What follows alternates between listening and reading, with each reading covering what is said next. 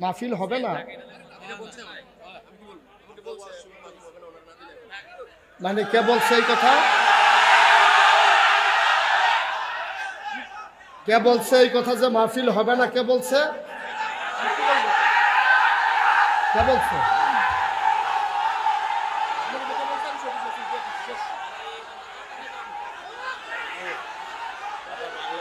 এই কথা কে বলছে? বসেন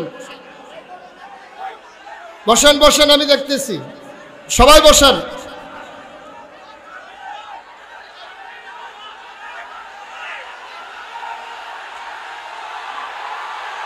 আস্তে আস্তে আস্তে আস্তে। কি হইলো? আমি বলতেছি বসার জন্য, একটা লোক দাঁড়িয়ে থাকবেন না। সাহস বেড়ে গেছে না? সবাই বসেন। কে বলছে জসিম ভাই লোকটাকে নিয়ে আসেন? কে বলছে যে মাহফিল হবে না? এই লোকটাকে আনেন। আপনি জানেন কে বলছে? একটু খবর নেন। কে বলছে মাহফিল হবে না? তারা নিয়ে আসেন মঞ্চে। আজকে আমি দেখতেছি।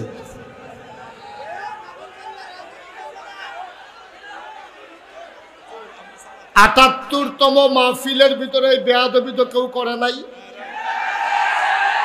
কে বলছে যে মাহফিলটা হবে না? ওকে নিয়ে আসেন স্টেজে। সরেন না। কি হয়েছে? আমি আলোচনা করতেছি তো ভাই। কি হয়েছে? আপনি কথা বলতেছেন কেন? এসে আমার সাথে আলোচনা চলাকালীন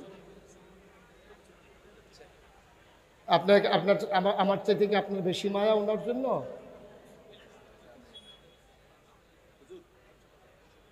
এটা কি কোনো আদবের ভিতরে পড়বে আপনার মনে হয়? যে একজন বক্তাকে থামাইয়া আমি ওনাকে দিলে ওনার কি ইজ্জত বাড়বে না কমবে? ওনার ইজ্জত কি বাড়বে না কমবে? আমরা তো ময়দানে চলি তো, আমরা বুঝি তো, মানুষের সেন্টিমেন্ট বুঝি। উনি যদি পাইতো 10,000 ভোট, আপনি কমাই দিয়েছেন 5,000 ভোট, বাড়াইছেন না কমাই দিচ্ছেন। আমি তো বুঝি তো। উনি বসুক, কাজ কি? ওয়াজ শুনবে, ওয়াজ শুনানোর সময় পাইনি। ওয়াজ শুনুক, লাস্টে দিয়া কথা বলবো। জি সবাই পড়ে না আমিন।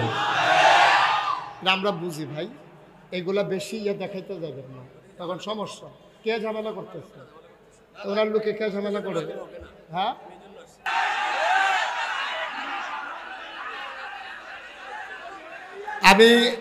আমি তো ওনাকে দিতে নাও করি নাই। আপনারা মাহফিল চলবে না এত বড় কথাই মাহফিলে বলা, কে বলছে এই কথাটা? লা হাওলা ওয়ালা কুওয়াতা। সে তো ধ্বংস হয়ে যাবে। এখানে কি শুধু বুড়িসঙ্গের মানুষ? এখানে কি শুধু আবিদপুরের মানুষ? যে বলছে সে বুঝে না। সে যদি বুঝতো, আস্তে আস্তে আস্তে, সে যদি বুঝতো এই কথাটা বলতো না। এটা অত্যন্ত অমার্জনীয় একটা অপরাধ হয়ে গেছে। যে বলছে আমি তার পক্ষ থেকে সরি। আপনারা সবাই চুপ করেন। যে বলছে আমি তার পক্ষ থেকে সরি বলছি, তো সে বুঝে নাই। এতগুলা মানুষের আহা সে সহ্য করতে পারবে কিনা বুঝে নাই সে। অনেক সময় তো পানি লাগে না, থুততাইয়া গোসল করাই যেমন যায়।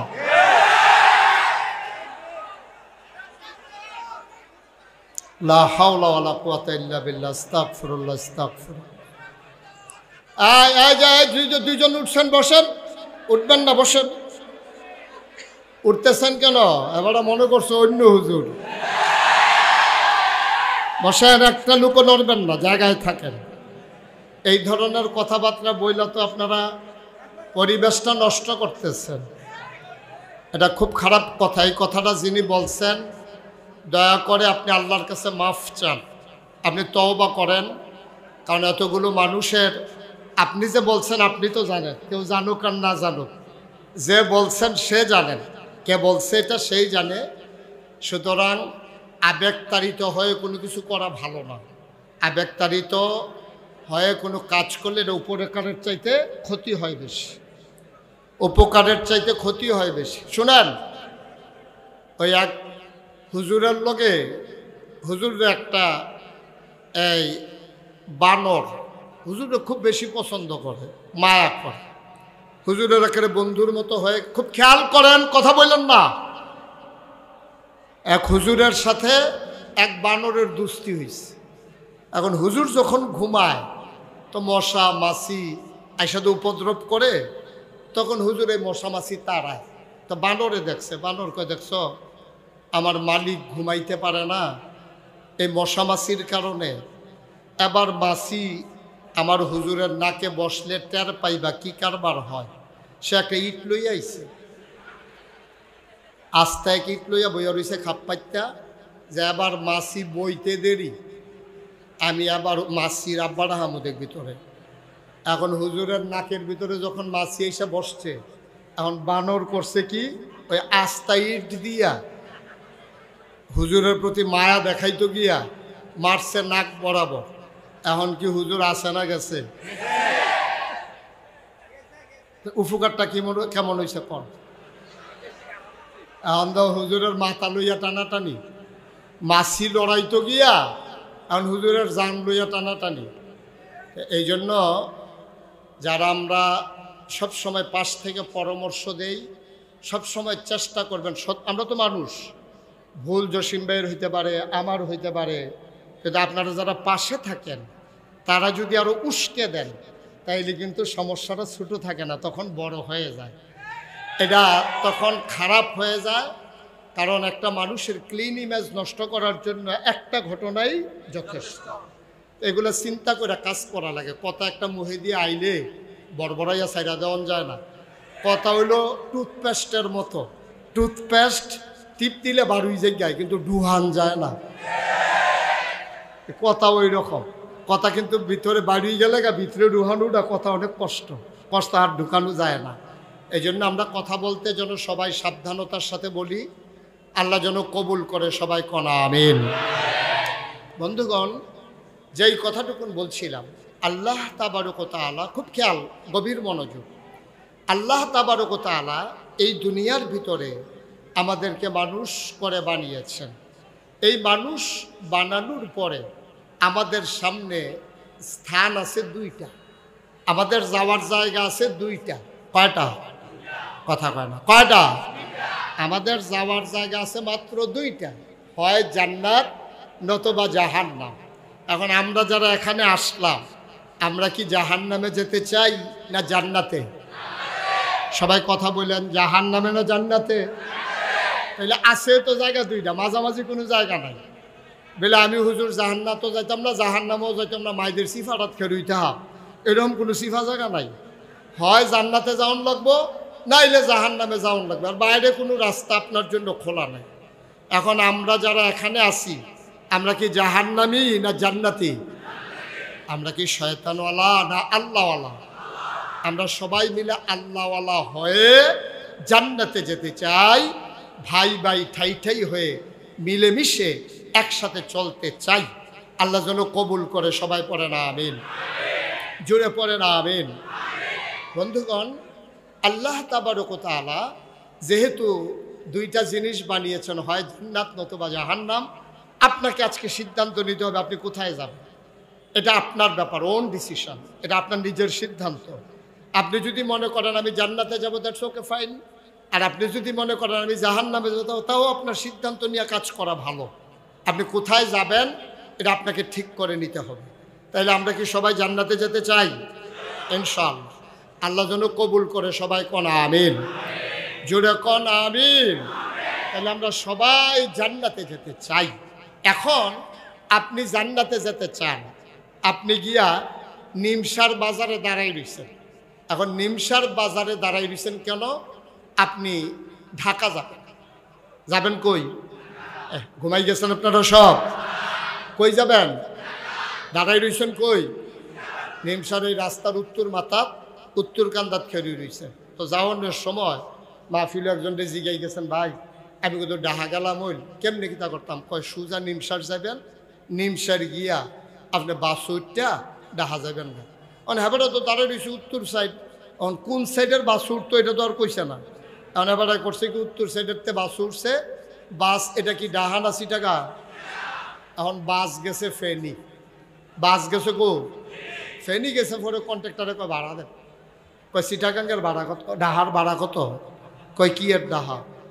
কয় আমি তো রাহা যাই কয়টা তো ফেনি আইয়া পড়ছো কই না নিল্লা ফেনি নিন্না নিল্লা ফেনি করে তো লাভ হইতো না। আপনি তো উঠতে গেছেন আপনার চিটাগাঙ্গের বাস।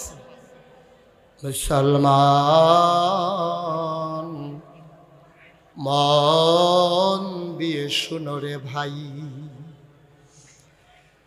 চিটাগাঙ্গের বাসে উঠি যেমন ঢাকা যাওয়া যাবে না, জাহান্নামের গাড়িতে উঠে জান্নাতে যাওয়া যাবে না, যাবে না, যাবে না, ঠিক কিনা? চিটাগাঙ্গের বাসে উঠে যেমন ঢাকা যাওয়া যায় না, জাহান্নামের গাড়িতে উঠে জান্নাতে যাওয়া যায় না। আমার আল্লাহ রাব্বুল আলামিন এই দুনিয়ার ভিতরে মানুষ করে পাঠানোর পরে আমার আল্লাহ তাবারক ওয়া তাআলা এমনে এমনে ছেড়ে দেন নাই। কোন পথে গেলে জান্নাত, কোন পথে গেলে জাহান্নাম, কোন পথে গেলে লাভ আর কোন পথে গেলে লোকসান, কোন পথে ভালো, কোন পথে মন্দ, কোন পথে কল্যাণ, কোন পথে অকল্যাণ, কোন পথে শিরক বেদাত, কোন পথে তাওহীদ রিসালাত, কোন পথে কুফর আর কোন পথে ইসলাম জানানোর জন্য আমার আল্লাহ তাবারক ওয়া তাআলা মানুষদের মাঝ থেকে যাচাই করে বাছাই করে করুণা করে দয়া করে মায়া করে একদল উত্তম চরিত্রের মানুষ, যাদের জীবনে গুনাহ নাই, গুনাহ হওয়ার সম্ভাবনাও নাই, এমন একদল মানুষকে আমার আল্লাহ আমাদের জন্য নবী এবং রাসূল করে পাঠাইছেন। বলেন সুবহানাল্লাহ। এই নবীরা মানুষদেরকে ডেকে ডেকে অন্ধকার থেকে আলোতে, গোমরাহি থেকে হেদায়েতে, কুফর থেকে ইসলামে এইভাবে মানুষদেরকে নিয়ে এসেছেন। কর্মধারা আদম আলাইহিস সালাম থেকে, মাইকটা আগে ভালো ছিল, মাইকটা আগের জায়গায় নাও, বা এই ক্রমধারায় মানুষগুলো এই বংশ পরম্পরা নবীদের সিলসিলা, ওই যে ওই আওয়াজটা হচ্ছে প্রতিধ্বনিত, ওটা বন্ধ করো, ওই যে বাইরের আওয়াজ, এই ঠিক আছে, ওকে ফাইন, সবাই কোন আমিন। এই ক্রমধারায় আদম আলাইহিস সালাম থেকে শুরু করে আখিরি জামানার নবী নবী মুহাম্মদুর রাসূলুল্লাহ কি পড়তে হয়? দুই একবার না বারবার, দুই একদিন না প্রতিদিন, দুই এক সপ্তাহ না প্রতি সপ্তাহ, দুই এক মাস না 12 মাস, দুই এক বছর না সারা জীবন আমরা পড়ব সাল্লাল্লাহু আলাইহি ওয়াসাল্লাম। ও মুসলমান,